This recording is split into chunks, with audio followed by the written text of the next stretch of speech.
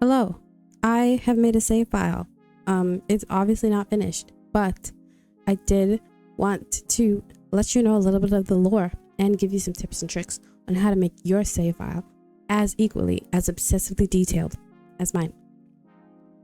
So, as you can see here, we've got the map, obviously, of Willow Creek, but this is not an ordinary Willow Creek, okay? In my headcanon, this is Brierwood, and I'll show you why and how I changed it to make it better. Yep, that's what I'm saying, to make it better. So, the first build we're loading into is called Brierwood Apartments. It's the first space I ever built for this place, the save file, and the first thing that kind of gave me the inspiration to keep going. So, these buildings are inspired by sort of brownstones in New York, but in an apartment style way.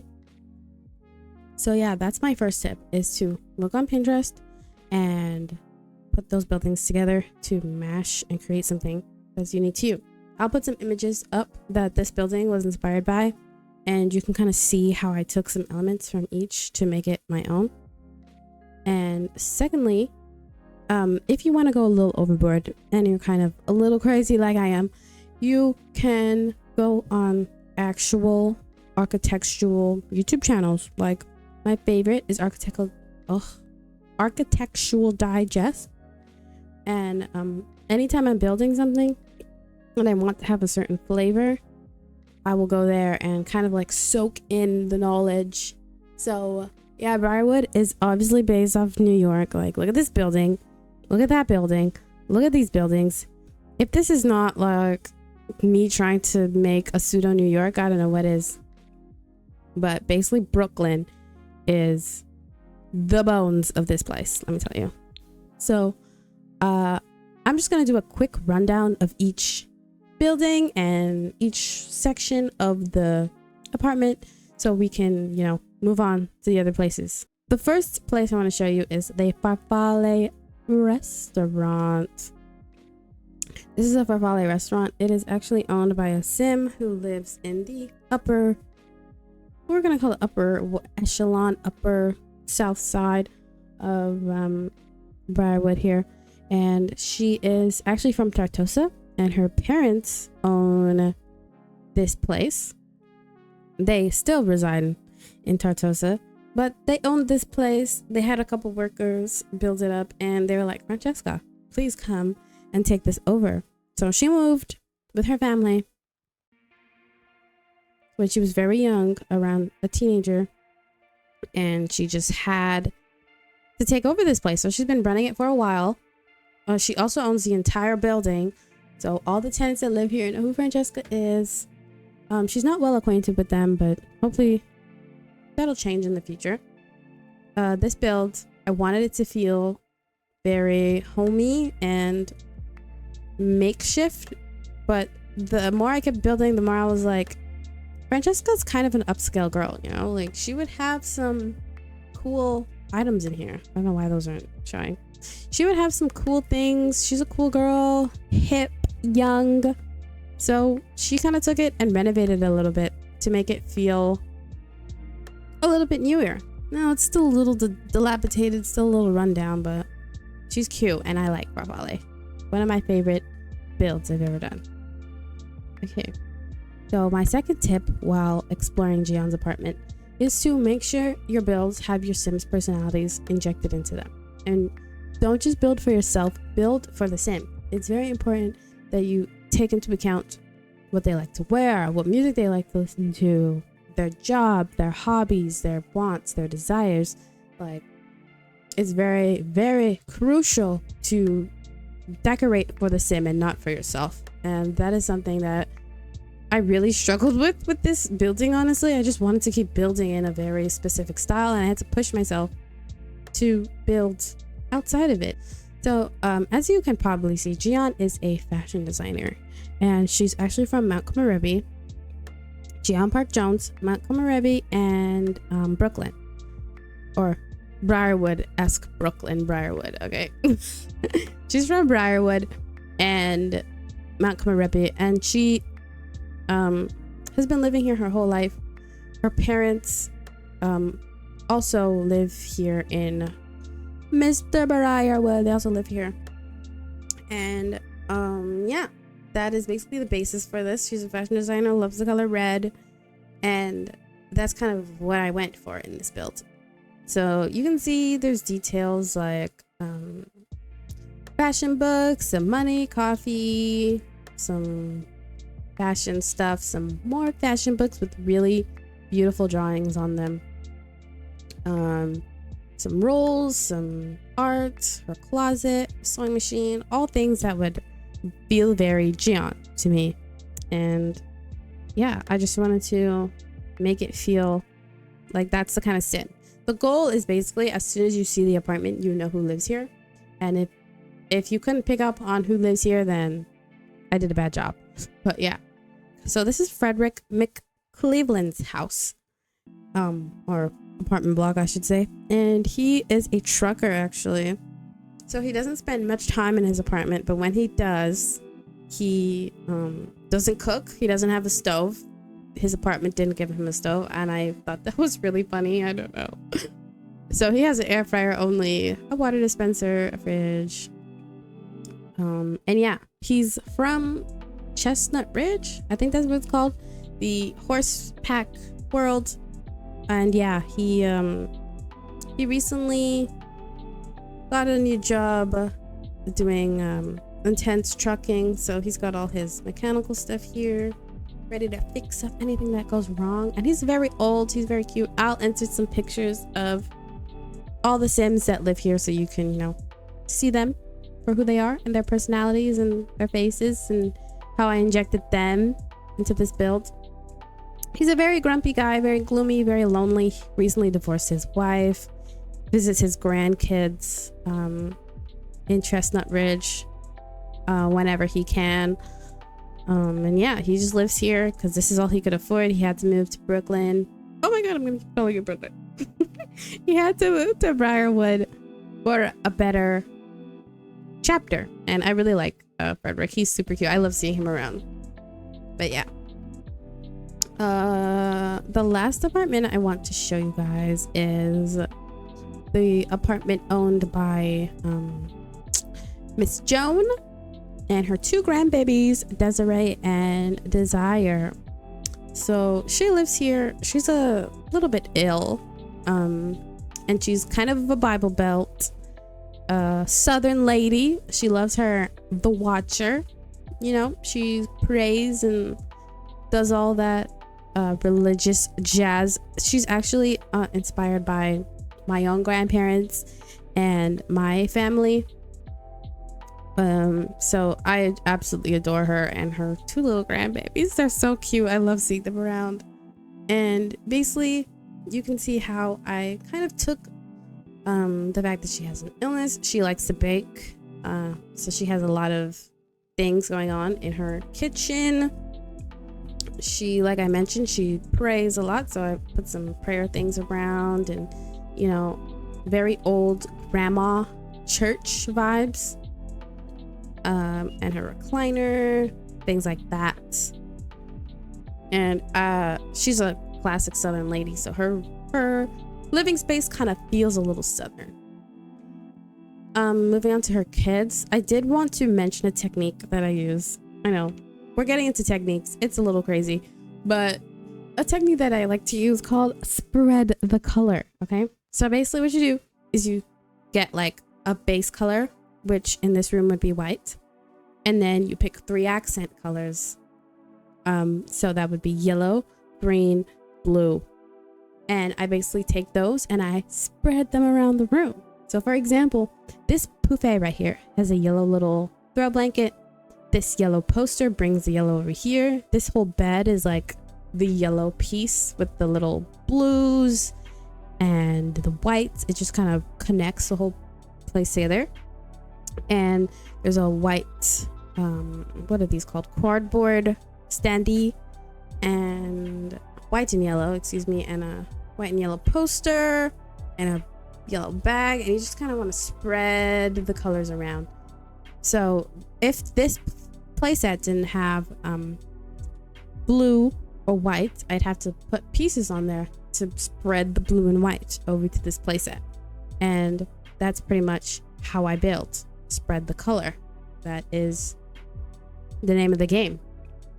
And yeah, I just wanted it to feel like it was inhabited by a little old lady and her 2 grandbabies. And yeah, that's pretty much it. That's Brierwood Apartments. If you want to see more apartments, I can totally do a deep dive and show you all the apartments in Brierwood Apartments. Take a shot every time I say Brierwood Apartments. I can show you everything if you want. Just let me know and I can do a whole tour. But we're gonna visit the metro station. And if the metro station looks familiar, I did use the base, the bones, I could say, of a gallery build, and I basically butchered it until it was no longer recognizable. But I will add the original build if you want to see that for yourself. Totally fine by me. Like, I'm not gonna stop you. But this is the metro station. And what screams big city like a metro station? Of course, you have to have your metro. And another tip for making your save files feel more realistic and alive is to make sure the buildings match your buildings in the vicinity, right? So this, I know this might look intimidating, but basically what I did is took deco buildings and I stuck them on top of the existing, you know, you can see them over here, the little Willow Creek buildings, and I stuck them on top because this will become what I want it to become, and the buildings need to match or it just doesn't feel right. So when designing this street, I was considering a couple things, mostly wanting it to feel like a busy hub area, and I felt the best way to do that was to build a metro station. So here it is, the metro. Just got to a couple food stalls, you know. These are from Paris actually, but they felt appropriate there. A food stand, some benches, and ignore that for now. If you peek down here, you can see a little sneak peek of the subway station. So yeah, let's go down there and check it out. This is the subway station. It is a thrift and a bubble tea store. Now, what you'll notice with a lot of my builds is they're not finished. I like to hop around. I like to give myself variety because if I don't, I'll burn out. And that's a great tip. I know it doesn't really lean into the realism, but it does, trust me. If you are feeling tired of your save file, stop playing. Stop playing the same builds. Stop making the same things. Reach out of your own bubble and create something outside of yourself. Truly, that's the only way you're going to, you know, break your curse of not feeling fulfilled with this game. Because unfortunately, The Sims is like a game where imagination will take you much farther than what the game has to offer. But anyways, since we don't have any mass transit, anything super exciting like that, I decided to create it. And basically my Sims come here if they want to busk, if they want to grab some snacks, or if they just want to hang out. I also use this build as a transition build. I do play The Sims like I'm insane. So whenever my sim wants to travel to another city that is linked to Brierwood in my head, like San Sequoia or San Myshuno, they will come here if they live in Brierwood, and they will basically take the subway. So I get them to come here. I get them to, you know, use the bathroom, whatever they need to do. They'll have their luggage with them. They'll sit on the chair. You know, I'll, you know, do a little story in my head that they're getting on the train. They get some snacks, and that's when I travel to another world. You can also use, what are they called? These bus stops. Signs are actually functional, and they're by Ravishing. They're called Bus Upon a Time, I think. I don't know. Basically, you can use those to travel to other worlds. And actually,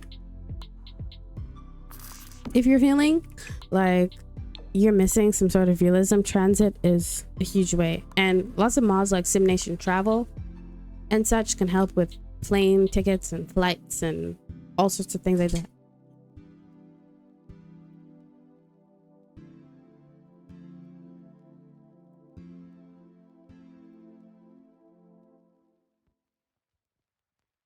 So yeah, this is Brierwood Street. I hope you got something from this little section video, and next I'll move on to another part and another way to make your save files feel more alive.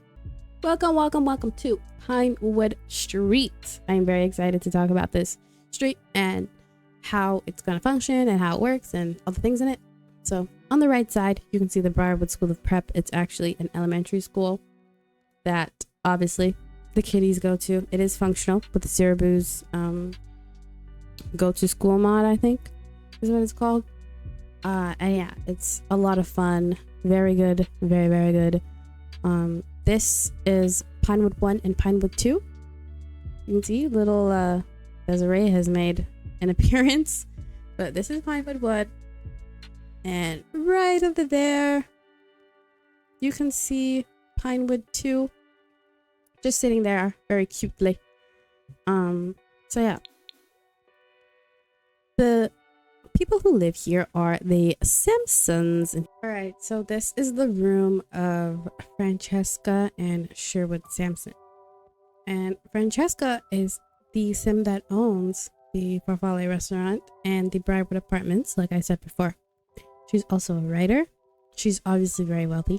She's got the artist trait, and she is a muser sage as well. So what I wanted to do with Francesca is to basically make her from Tartosa, and that's one of my huge hints that can help you make your characters and therefore your save feel more alive, is to pick a place that your sims come from. And for Francesca, she is from Tartosa, so a lot of the house will have kind of Tartosian vibes and hints, and because she likes modernism, I wanted it to feel a little bit like Tartosa does modern, and these kind of beautiful draped curtains are very reminiscent of romantic Tartosian vibes, and the color scheme also kind of leans into that. So I will put up some pictures of the bedrooms that I use for references to make this feel a little more real. And yeah, that's one of my other hints, is to compile pictures of real life places and to create something with them, just taking inspiration and bits from different parts and really putting them together to make it feel unique. And yeah, that's their bedroom, and this is Francesca. She's about to use the bathroom, so let me stop her before she gets in there. This is Francesca. For this sim, I don't usually make preppy girly sims, so she actually was quite the challenge. She was quite the challenge for me. She's looking kind of crazy right now, honestly. But yeah, she was quite the challenge to make. I wanted her to feel kind of pink Pilates princess, and like she's a spoiled girl. She's got money. She's not playing around. To show you her riches. Sherwood Sampson, her hubby, he's a dietitian. He is kind of the goofy guy, goofy husband, but he really loves his wife a lot. And he's kind of the yin to her yang, opposites attracts sort of thing. That's the kind of vibe I was going for with this couple. No drama here, unfortunately. I did want to just make this relationship between the two of them wholesome, so that is what's going on there. There's a bunch more drama around my save file. This, I wanted to keep it wholesome. Next bedroom we can move on is to little Maria's bedroom. She is the princess again, very spoiled, very bratty. I kind of just let the game do its thing on this one. If you have Growing Together, a lot of this time your toddlers will get traits, and I suggest you lean into those traits, especially if you have trouble making characters that feel like they create themselves in a way.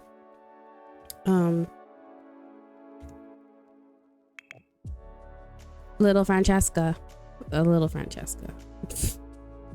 Maria, she's in her I don't even know what this outfit is.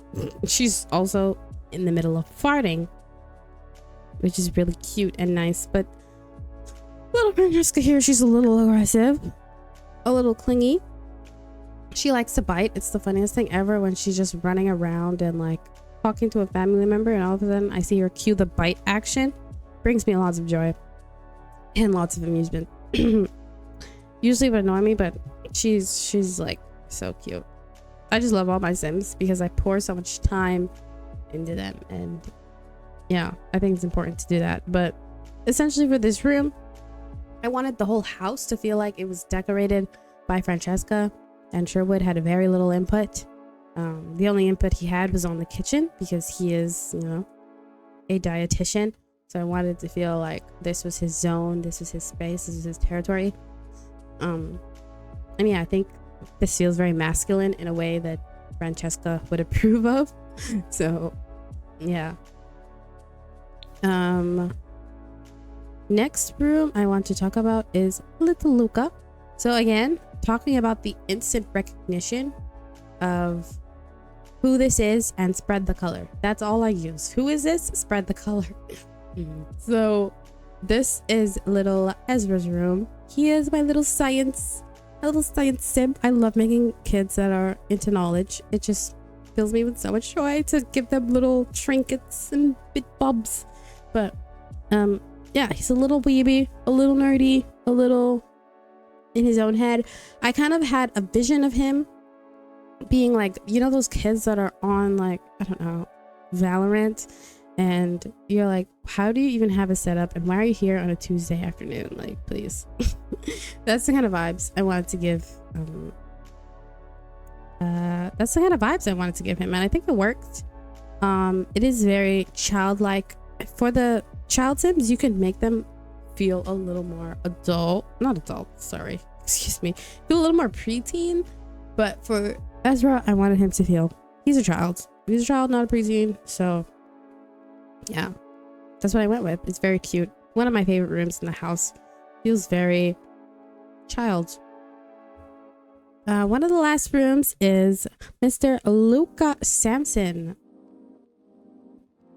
I don't usually make male Sims, so this was like really fun for me to just make a house with majority male Sims. I had a good time, but let me get that one down here while I talk about this. Okay, so for Luca, his story is basically he is actually homeschooled. There is a mod called virtual homeschool mod. I don't know, it's very good, very detailed, very in-depth. I could do a mod review, but it's an amazing mod. So he stays home on his computer all day, and he does school from home, and he's also a streamer. As you can see, he's very into tech. He collects, you know, the latest tech pieces. He's got his little console, his phone on display, his PC, his TV. Like, he's all about tech reviews. And I kind of took inspiration from one of those YouTubers called Marquise Brown. If you're into tech, you know who he is. Okay, he is super influential in the YouTube tech space, and I just kind of wanted to give my sim that sort of vibe. Like, he's a very slick, into Apple, like, you know, bougie a little bit tech reviewer slash streamer, and that's basically what he does all day as he's in here. And he's a little emo, a little sad, a little edgy, and I think that's realistic for most teenage boys.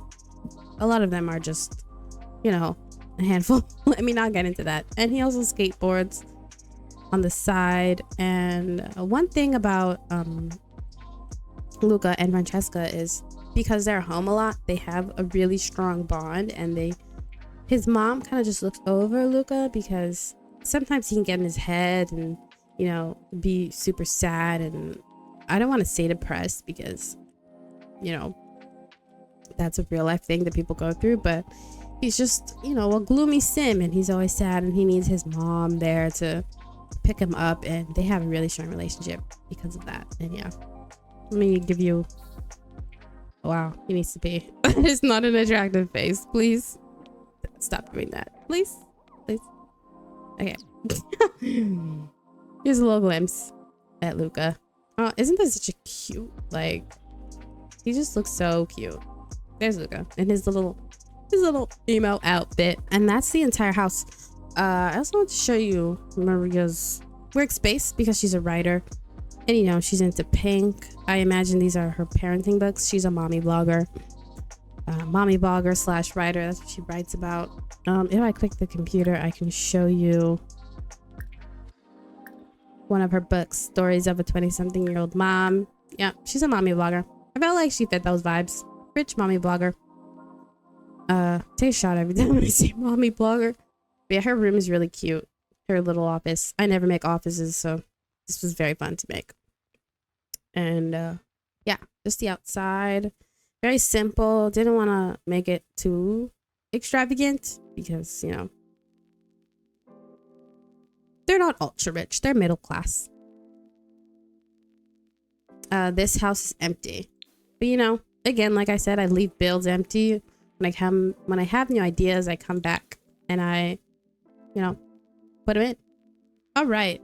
Thank you for watching. If you want me to go into depth with more of my characters and my stories and, you know, really deep dive, give you like an hour-long juicy video of all the thoughts in my little noggin, I can totally expel and explain for everyone.